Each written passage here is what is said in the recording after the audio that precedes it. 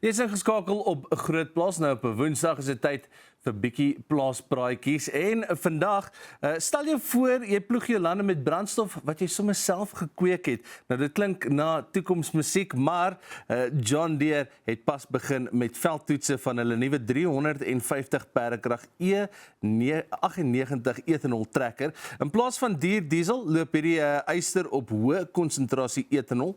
Dit bied nie net vir graanboere 'n nuwe mark vir hulle mielies nie, maar dit kan 'n hele prentjie van plaasbrandstof verander. As die infrastruktuur eers in plek is, kan 'n boergekweekte brandstof dalk net die nuwe standaard raak. Dit is groen, dit is kragtig en dit is dalk binnekort in 'n kamp naby jou. Nou, boerdery gaan gewoonlik oor wat in jou grond geplant is en nie noodwendig wat uit die grond uitkom as jy dit nie verwag nie. Twee broers in Arkansas het onlangs iets hele anders uit die grond uitgehaal. Ezra en Eli Lane het op hulle familieplaas afgekom op 9 kruike corn whisky, soos wat dit bekend is, wat meer as 150 jaar gelede daar begrawe is. Nou, hierdie vloeibare goud, soos wat hulle dit beskryf, uit die tyd van die Amerikaanse burgeroorlog is waarskynlik deur smokkelaars weggesteek en nooit weer gaan haal nie. Vandag is daardie kruike duisende dollars werd. Dit laat 'n mens wonder wat lê dalk nog onder die oppervlak van ons eie plase in die areas begrawe. En dan, daar is 'n nuwe gonswoord in die eiendomsmark en ons noem dit 'n agri-hood. Vergeet van golfbane en tennisbane. Die nuutste luukse woonbuurte word nou rondom werkende plase gebou. Die Verenigde Nasies het hierdie week die kolle geplaas op hoe hierdie woonbuurte voedselafstande verkort en gemeenskappe weer met die grond verbind. In 'n agri-hood, soos wat dit bekend staan, stap jy by 'n voordeur uit en jy pluk jou eie groente vir aandete, terwyl professionele boere die grootskaalse werk doen. Dit is die perfekte balans tussen die stad se gerief en die plaas se siel.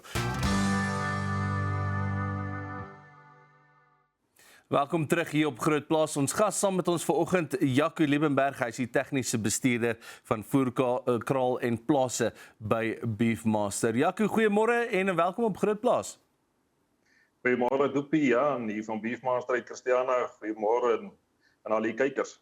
So, nie net sukkel ons op die oomblik met back and close reg deur die land nie, maar ons hoor ook nou van slenkvallei koors. Kan jy vir ons dalk sê wat presies is hierdie virus en hoe affekteer dit diere en mense? Doopie, ja, môre, dit is, ons praat in die Engelse taal praat ons van Rift Valley Fever, maar in Afrikaans verwys ons daarna 'n slenkdalkoors. Nou, slenkdalkoors is 'n insekgedraagde virus wat veral deur muskiete versprei word. Die meeste diere wat hy aantas gewoonlik is jou skape, jou bokke en beeste.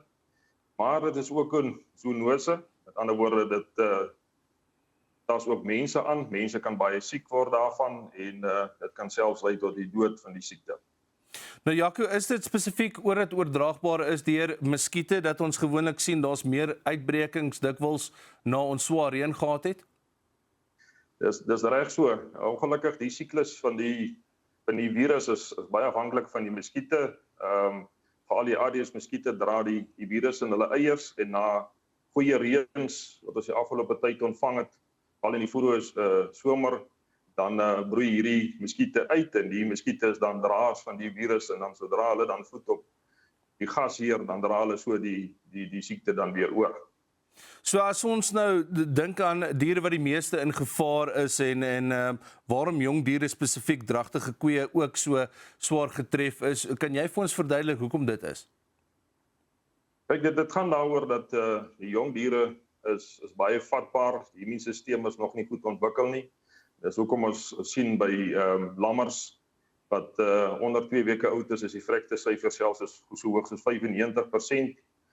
Selfs volwasse diere kan tot skape veral tot omtrent 30% kan vrek, by kalwers tot omtrent 15% van hulle kan vrek. Dragtige koeie kan aborteer hier in 'n omgewing van 40%, dragtige ooe omtrent 60%. So dit het 'n groot impak op die vee wat daartoe lei tot groot veeverliese en dan ekonomiese verliese vir die boer. So Jaco, as ons nou praat oor simptome, wat is die eerste tekens waarvoor ons boere moet uitkyk in hulle vee? Ek gewoonlik as die vee daar in die veld loop, hou's nie elke dag by hulle nie. Jy weet, jy kom weer nou en dan by hulle deur, kyk of alles alright is. So die eerste tekens wat 'n ou gewoonlik waarneem is die ewe skielike vrek tussen die lammers. Jy weet, dit is enorm as jy daar kom, ewe skielik lê jy hier 'n klomp hoeveelheid lammers dood. Nog 'n teken is by die oeye wat jongdragtig is. Jy weet, hulle aborteer, so dit is van die eerste tekens wat 'n ou waarneem. Ander tekens is ou nou begin meer naderhand ondersoek instel in die kudde, dan vind 'n ou dat hulle voorsit, jy weet, die diere is lusteloos en tam, moeg. Jy kry tipiese longontsteking simptome soos vinnig asemhaling, neusuitskeidings. En dan wat ook kenmerkend is 'n onwelriekende diarree, 'n bloederige diarree wat voorkom in die diere en ja, dan is dit baie belangrik om op daai stadium ondersoek in te stel oor wat is hier aan die gang. Nou, dit is tekens natuurlik nou as dit kom by die vee, maar hoe lyk die simptome van hierdie slinktalkoors by mense en wanneer moet iemand spesifiek soek vir mediese hulp? Ja, kyk, sodra jy vermoed jy het slinktalkoors, moet dit deur 'n veearts bevestig word. So die eerste ding wat jy doen is onmiddellik kontak 'n veearts of staatsveearts in jou omgewing. Laat hulle uitkom na jou plaas toe, laat hulle 'n ondersoek instel. Dit kan slegs bevestig word deur bloedtoetse by 'n laboratorium met die patoloog. En ja, dan is dit baie gevaarlik vir die mens om met daai diere in aanraking kom, so om dit versigtig wees. So die simptome by die mens is grieperigheid, hoofpyn, baar, jy weet, spierpyne, gewrigspyne. Dit is tipiese simptome wat gepaard gaan en dan as dit verder gevorder is, kan dit lei tot breinontsteking, self blindheid en dan soos ek vroeër gesê het, dit kan selfs tot die dood lei. Ja, so kom ons praat net gou vinnig oor 'n aksieplan. As jy agterkom daar's dalk slinktalkoors in jou kudde en jy vermoed jy het dit dalk, wat moet gebeur in die eerste 48 uur om seker te maak dat jy weet jy maak die faktore, die risikofaktore so laag as moontlik? Ja, wat baie belangrik is, soos ek gesê het, is as jy dit vermoed, kontak onmiddellik die veearts of die staatsveeartse wat hulle uitkom. Dit is belangrik dat jy dit bevestig. Dan is dit ook belangrik dat jy jou bure inlig ten opsigte van dit. Baie belangrik dat jy jou personeel in kennis stel van die gevare daar rondom. Dis gewoonlik die mense wat met die diere werk. Jy weet, hulle probeer help daar waar 'n dier sukkel om te lam of te kalf en as dit is besmette diere is, kan hulle die siekte daardeur opdoen. So dis baie belangrik om daardeur te doen. In daai selfde periode is dit belangrik ook dat ou nie vee moet skuif nie. Probeer die vee van laagliggende dele verwyder, veral teen waar staande water is. Laagliggende dele soos panne, vleie en selfs riviere, skuif die diere daarvan af. Probeer ook jou gesonde en jou siek diere van mekaar af skei om sodoende te verhoed dat die virus nie so vinnig versprei nie, soos ons wel gesê het, dit word deur muskiete oorgedra, maar dit kan selfs ook deur kontak kom, jy weet, diere wat in kontak kom met besmette nageboortes, fetusse, weet mense wat postmortems doen, wat in aanraking kom met die vleis, jy weet, hulle kan self die siekte dan daarmee opdoen. En dan die heel belangrikste is voorkoming. Jy weet, by ons by Beefmaster glo is dat voorkoming is beter as genesing. En dis ook wat belangrik is dat ons oor hierdie siekte praat. Ons vra baie keer die vraag, jy weet, hoekom nou is dit nie 'n bietjie te laat nie? Dan dink ons daaraan, jy weet, wanneer is die regte tyd om versekering uit te neem?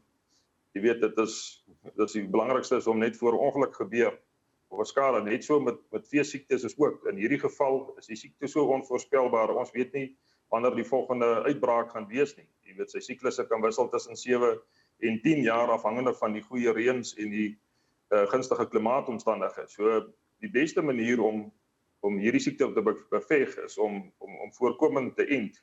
Daarom is dit belangrik om met die veeartse te gesels en te kommunikeer, 'n entingsprogram in te sit. As hoofsaaklik twee tipes enstof is 'n lewendige enstof en 'n dooie enstof.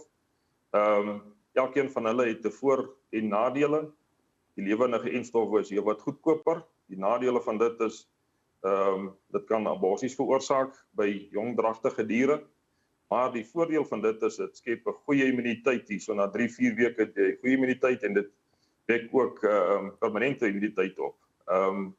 Al die diere gaan van alle ouderdomme geënt word. Ons beveel egter aan dat diere jonger as 6 maande ouderdom as hulle ouers al reeds geënt was of immuniteit opgedoen het om hulle dan eerder na 6 maande te ent.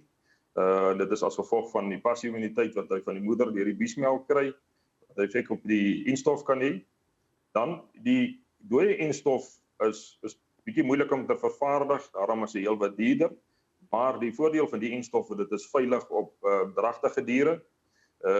Die nadeel vandaan dit skep nie baie goeie immuniteit nie en dit moet jaarliks opgevolg word en dit vat bietjie langer om immuniteit te gee. So in 'n uitbraak situasie soos dit nou is, moet 'n mens jouself opweeg die gevalle van watter een gaan beter wees en die ander een. In 2010 het ons gesien was een van die grootste probleme is die beskikbaarheid van enstof. So ons voel dat dit baie belangrik is dat jy 'n deel van jou program moet maak dat jy jou diere voorkomend ent. So veearts betrokke kry, laat hy jou teelprogram insien waar is dit belangrik, want as jy jou diere vroegtydig kan ent, so ek sê die lewendige enstof gee lewenslange immuniteit, maar weer eens ook, as dit 'n uitbraak is en jou diere is nie geënt nie, dan moet ou die twee te mekaar opweeg, watter een gaan vir jou beter gee as jy baie dragtige diere het, en die druk is nie so hoog nie, praat met jou veearts of die dooie enstof of die lewendige een van jou die betere opsie gaan wees. Jaco, baie dankie vir jou tyd vanoggend. Ek dink dit is baie insiggewend en natuurlik soos wat jy sê, liewer voor die tyd as wat jy na die tyd sukkel met ietsie soos slengtalkoors. Jaco Liebenberg, tegniese bestuurder van Voerkraal en Plase by Beefmaster. Dis waarvoor ons tyd het vir Groot Plaas vir vandag. Ons hoop jy het lekker saam met ons gekuier en skakel gerus weer môreoggend in.